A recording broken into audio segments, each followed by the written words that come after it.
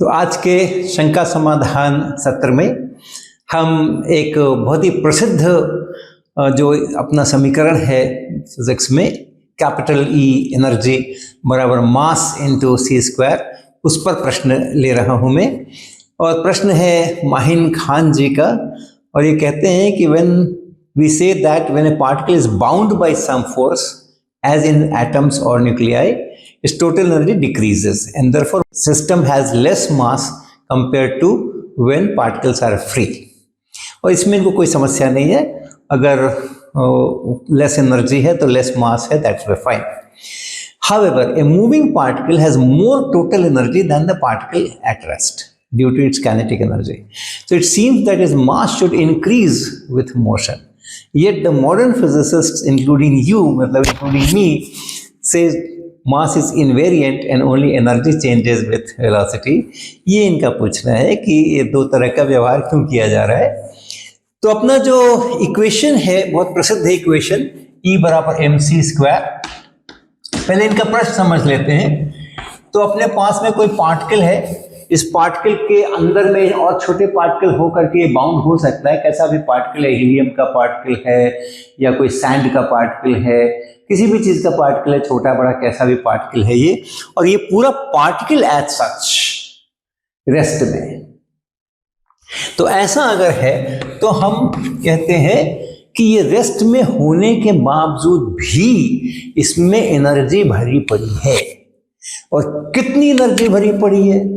इस पार्टिकल के अपने मास के कारण से, इस पार्टिकल की अपनी रचना के कारण से, इस पार्टिकल के अंदर क्या क्या है और कैसे कैसे एक दूसरे से बाउंड है, उन सब चीजों के कारण से जो भी है, जो पार्टिकल मेरे पास फाइनली बड़ा पार्टिकल है, वो पार्टिकल रेस्ट में पड़ा है, फिर भी उसमें एनर्जी है।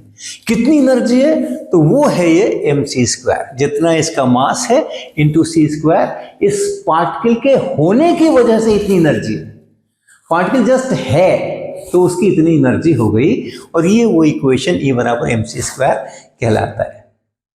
अब यही पार्टिकल अगर चले तो पार्टिकल तो यही है, तो ये अभी रेस्ट में है, तो हम कहते हैं कि इसकी जो एनर्जी है वो इसका जितना मास है इंटू सी स्क्वायर है। और यही पार्टिकल को अगर हम चला दें किसी वेलोसिटी से, सेम पार्टिकल उसको चला दें, तो हम कुछ एक्स्ट्रा एनर्जी इसके पास हो गई है, काइनेटिक एनर्जी।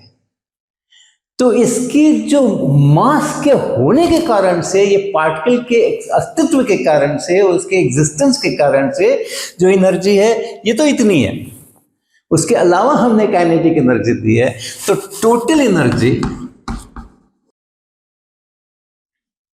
जो है वो हो गई है अब mc square plus kinetic energy. यानी ये mc स्क्वायर और ये mc स्क्वायर एक ही है।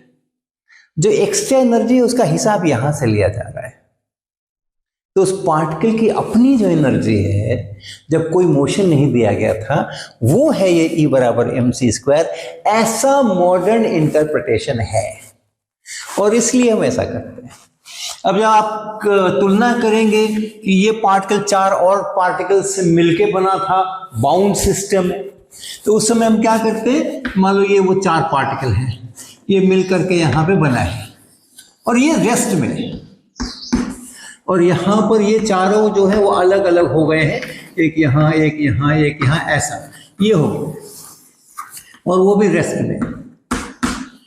अब इसकी जो एनर्जी है, इसकी अपनी एनर्जी, इन पार्टिकल्स के होने के कारण से जो एनर्जी है, वो इसका मास इंटू सी स्क्वायर प्लस इसका मास इंटू सी स्क्वायर प्लस इसका मास इंटू सी स्क्वायर प्लस इंटू, ये इसके होने के कारण से। अभी न इसको काइनेटिक एनर्जी दी गई है, न इसको काइनेटिक एनर्जी दी गई है। उस पार्टिकल की जो अपनी एनर्जी है मास के कारण से, उसको हम देख रहे हैं। तो ये चूंकि रेस्ट में है, तो इसका मास अगर मैं m1 कहूं तो ये एनर्जी जो है वो m1 सी स्क्वायर है। ये भी रेस्ट में है। इसका अगर मैं कहूं इन पार्टिकल्स का टोटल मास कितना है, m2 है, तो फिर वो m2 सी स्क्वायर ये भी है, ये भी रेस्ट में है, ये भी रेस्ट में है। रेस्ट में होने के कारण से जो इसकी अपनी मास वाली एनर्जी है वो ये है, और यहाँ भी जो मास वाली एनर्जी है वो ये है। और जैसा माहिन खान साहब कह रहे हैं कि ये वाली एनर्जी ज़्यादा होती है, ये वाली कम होती है, क्योंकि इसको तोड़ने के लिए हमें एनर्जी देनी पड़ती है तब ये बनता है, तो इसलिए ये M2 ज़्यादा है और ये M1 कम है। इसलिए ये M2 यहाँ पर जो है M2 वो ज़्यादा है और यहाँ जो है वो कम है। ओके, तो बाउंड सिस्टम हो या फ्री, उसके पार्टिकल्स फ्री, दोनों ही हालत में हमारा एक ही इंटरप्रिटेशन है। क्या? उसके मास के कारण से जो एनर्जी है प्लस उसके अलावा जो एनर्जी काइनेटिक हमने दी वो अलग है। तो इस कारण से बाउंड सिस्टम में जाते हैं हम, तो इसकी एनर्जी कम है, ओके, और इसलिए रेस्ट मास भी कम है। और जब एक ही सिस्टम को रेस्ट में और वेलोसिटी में, इसमें जब हम तुलना करते हैं तो काइनेटिक एनर्जी चूंकि हम बाहर से दे रहे हैं, उसकी अपनी काइनेटिक एनर्जी, उसका अपना मास के कारण से एनर्जी नहीं है, उसके अस्तित्व के कारण से एनर्जी नहीं है, उसको चलाना पड़ेगा तब फिर वो काइनेटिक एनर्जी उसको मिलेगी। तो इसलिए यहाँ पे जो मास m है, इसका जो मास m है और इसका जो मास m है वो हम बराबर लेते हैं। तो ये मॉडर्न इंटरप्रिटेशन है। जिस समय आइंस्टीन के ज़माने में ये सब चीज़ें बनी थी और उस समय के जो फिजिसिस्ट थे और बहुत साल तक वो परंपरा चली थी, उसमें यही था कि जो टोटल एनर्जी है, काइनेटिक एनर्जी प्लस उसकी अपनी मास के कारण एनर्जी, वो सबको मिला के जो भी टोटल एनर्जी है उसको बोला जाता था E बराबर mc²। और तब ये बात सही थी। पुरानी किताबों में आपको यही मिलेगा कि अगर पार्टिकल को चला दिया तो उसका मास बढ़ गया, क्योंकि काइनेटिक एनर्जी बढ़ गई। जितनी टोटल एनर्जी उसके अनुसार आप मास को डिफाइन करो।